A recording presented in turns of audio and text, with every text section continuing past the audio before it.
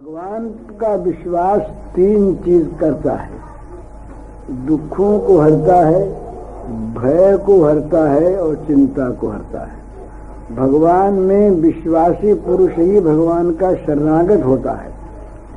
नहीं शरणागत हो कैसे? वो सोचता है कि इसकी शरणागति से क्या लाभ होगा, तो बिनु विश्वास भगत नहीं, ते ही बिनु द्रवहि न राम, राम कृपा बिनु सपनेहु जीवन लह विश्राम। जीव को शांति क्यों नहीं मिलती कि भगवत कृपा का अनुभव नहीं है। भगवत कृपा का अनुभव क्यों नहीं होता? भगवान के प्रति भक्ति नहीं है। और भक्ति क्यों नहीं होती? कि विश्वास नहीं है। तो सबका मूल विश्वास है। विश्वास होगा तो शरणागति होगी अपने आप। जिनमें हमारा विश्वास है हम उनके चरणों में लुट पड़ेंगे। हमारा विश्वास उनके प्रति हमारे मन में एक ऐसी दृढ़ भावना उत्पन्न कर देगा कि इनके शरण में ही हमारा कल्याण है। परंतु जहाँ विश्वास डगमग होगा वहाँ शरणागति में व्यभिचार होगा। व्यभिचार का अर्थ ये है कि पूरा पूरा मन, पूरा जीवन अर्पण नहीं होगा। भय रहेगा, भय रहेगा मन में। ये होगा भाई इनका तो ठीक है, पर अमुक अमुक चीज साथ होगी तब न काम होगा। अरे भगवान पर विश्वास तो ठीक है, पर भगवान भी किसी के द्वारा ही कराएंगे ना। भगवान भी किसी दूसरी प्रक्रिया से, किसी दूसरे साधन से ना हमारा काम करेंगे, खुद थोड़े करेंगे। तो इतने उसमें विश्वास कम हो गया। भगवान पर विश्वास जो है वो तो होता है सर्वांश में, तब उसका नाम विश्वास है। और जहाँ विश्वास में व्यभिचार है, जैसे पतिव्रता पत्नी अपने पति के सिवा किसी से भी पति सुख की आशा नहीं रखती। अगर जरासी भी आशा पति सुख की दूसरे से है तो व्यभिचार है।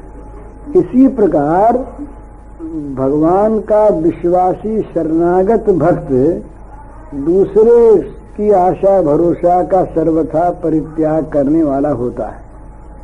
यदि दूसरे की आशा भरोसा बीच में है तो उतने अंश में भगवान के विश्वास में कमी है, और जितने अंश में विश्वास में कमी है उतने अंश में ही शरणागति में, समर्पण में कमी है।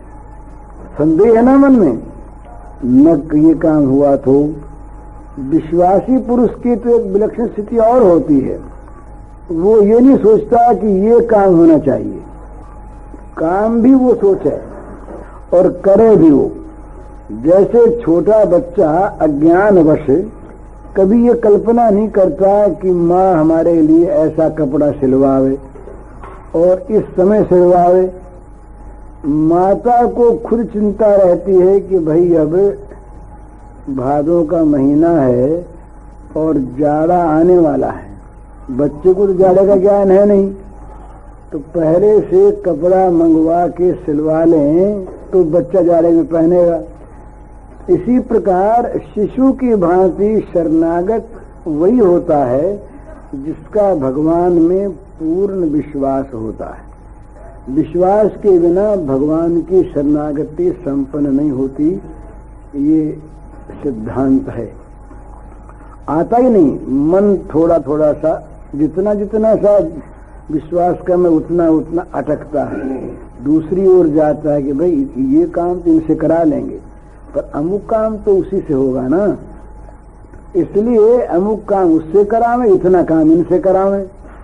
तो ये विश्वास की कमी आ गई। एक भरोसो, एक बल, एक आस विश्वास, एक राम रघुनाथ हित, चातक तुलसीदास।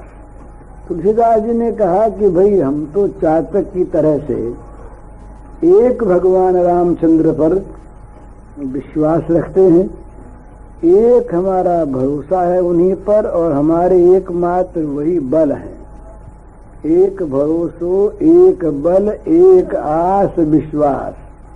यदि भरोसे में, बल में, आशा में, विश्वास में भगवान के साथ किसी दूसरे को भी ला के बैठा दिया तो भगवान के बल में, भगवान की कृपा में, भगवान के सौहार्द में, भगवान की शक्ति में कुछ कमी मालूम हुई ना। ये सब काम नहीं कर सकेंगे। तो वो शरणागत तो इतना विश्वासी होता है कि ये भी नहीं सोचता कि सब काम भी यही सोचें। वो तो ये सोचेंगे, वो खुद सब काम भी नहीं सोचता।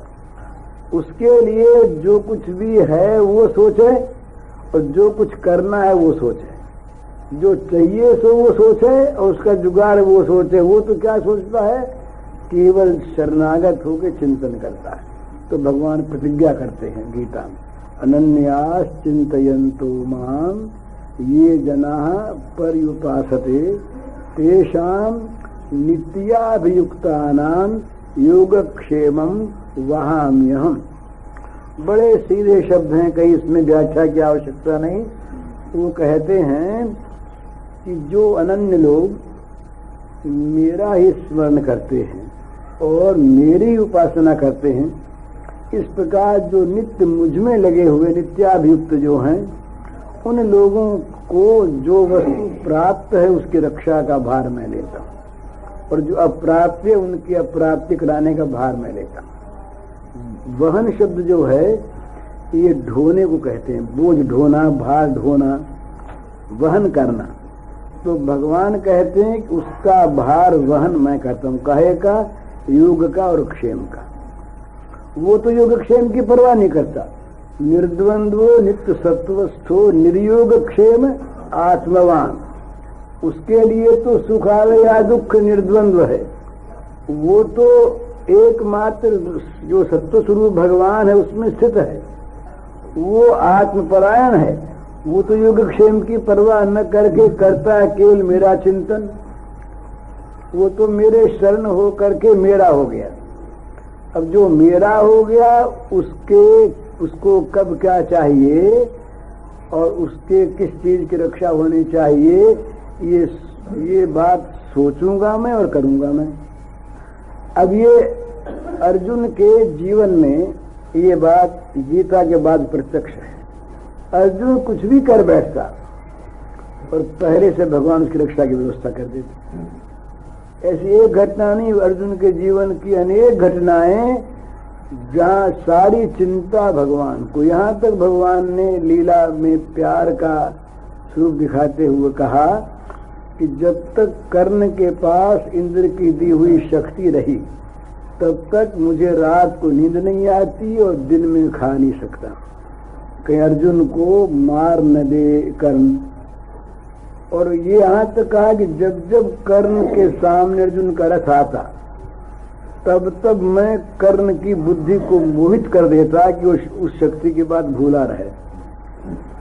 अब कितनी चिंता श्री कृष्ण को, अर्जुन को चिंता ही नहीं है, अर्जुन इस बात को सोचता नहीं, पर उनको चिंता पहले से लगी हुई। अर्जुन का रथ भीष्म के बाणों से जल गया। इन्होंने स्वयं रथ बनकर, घोड़े बनकर, सब कुछ बनकर उस रथ को बनाए रखा। जब अंत में जब युद्ध समाप्त हो गया और जब शिविर में पहुंचे तब अर्जुन से कहा कि अर्जुन आज तुम पहले उतर जाओ तो तुम्हारे तमाम शस्त्रों को उतार लो। तो अर्जुन को नई बात मालूम हुई। ये कायदा होता है कि रथी पहले नहीं उतरता, सारथी उतरता है, वो घोड़ों के लगाम थाम लेता तब रथी उतरता है। आज सारथी तो बैठे हैं ऊपर, वो कहते हैं तुम पहले उतरो, अपने शस्त्रास्त्रों को उतार लो। तो अर्जुन तो कहीं से वचनम तब उतर गया। उतरते श्री कृष्ण कूदे और कूदते क्या हुआ कि रथ जल उठाए। घोड़े और रथ और ध्वजा, हनुमान जी तो ऊपर उड़ गए, दिखा हनुमान जी उड़ रहे हैं, कृष्ण उतर गए और रथ जल रहा है घोड़े समेत। धर्मराज पास आ गए, सब आगे बोले महाराज ये क्या हुआ? बोले ये तो हुए बहुत दिन हो गए ये आज नहीं हुआ, ये तो मैंने इसको अपने शक्ति से, अपने जीवन से बना रखा था। आज यदि ये अर्जुन को न उतारता तो अर्जुन विश्वास इसके जल जाता, ये तो जलता ही। तो इस प्रकार योगक्षेमम वहामि हम, यहाँ की चिंता और आगे की चिंता, उसको भगवान जहाँ ले जाना है वो ले जाएंगे। भगवान का विश्वास 3 चीज करता है, दुखों को हरता है, भय को हरता है